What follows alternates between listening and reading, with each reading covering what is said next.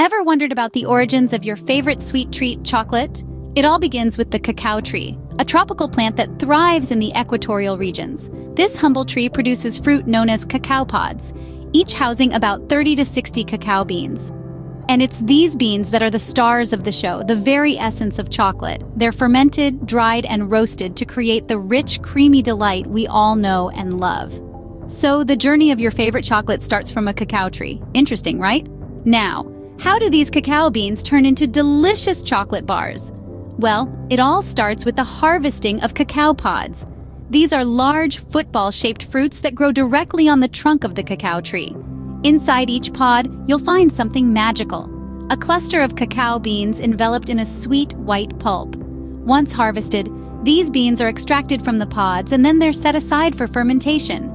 This is a crucial step that helps develop the chocolate flavor we all know and love. The beans are covered and left to ferment in their own pulp for about 5 to 7 days. As they ferment, the heat naturally produced changes the beans' bitter flavor into something more complex and rich.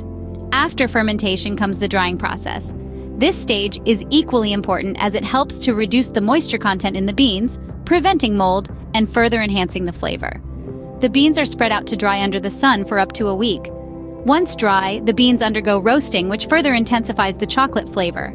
The roasting temperature and time vary depending on the desired flavor profile, but the result is always the same: a deeper, more robust chocolate taste.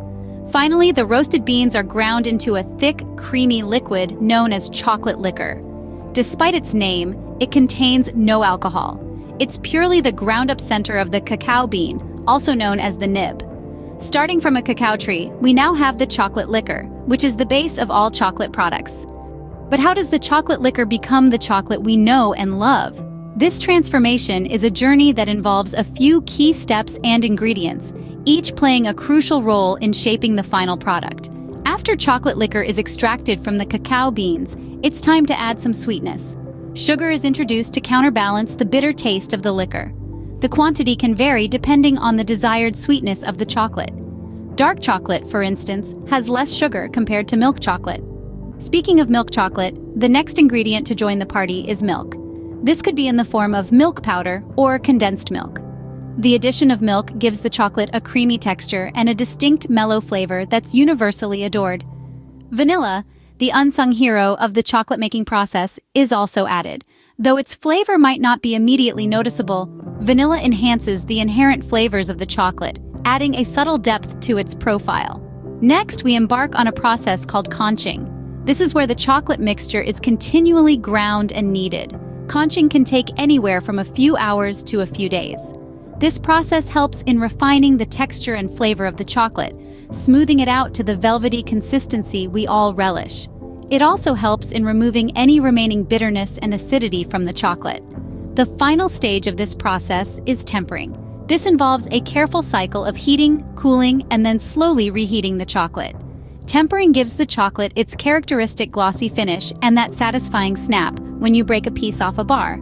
It also helps in achieving a uniform crystal structure in the chocolate, ensuring it melts beautifully in your mouth. And voila! The chocolate liquor has now transformed into the delicious, smooth and shiny chocolate that you can't resist. So, the next time you indulge in your favorite chocolate bar, take a moment to appreciate the art and science that goes into creating this beloved treat. So, next time you take a bite of your favorite chocolate, remember the journey it has taken to reach you. It starts in the lush rainforests where cacao trees thrive in the tropical climate. The cacao beans, nestled in their pods, are hand-picked and sent on their way to become the chocolate we all know and love. From there, it's a process of fermentation, drying, and roasting, transforming these humble beans into rich, aromatic cacao nibs. These nibs are then ground into a smooth paste, the heart of every chocolate bar. And let's not forget the artistry that goes into shaping and tempering the chocolate, a process that demands patience, precision, and a whole lot of love. It's a meticulous journey, one that highlights the true craftsmanship behind every bar of chocolate. And that, my friends, is the sweet journey of chocolate. So, the next time you savor a piece, appreciate the labor of love that has gone into every bite.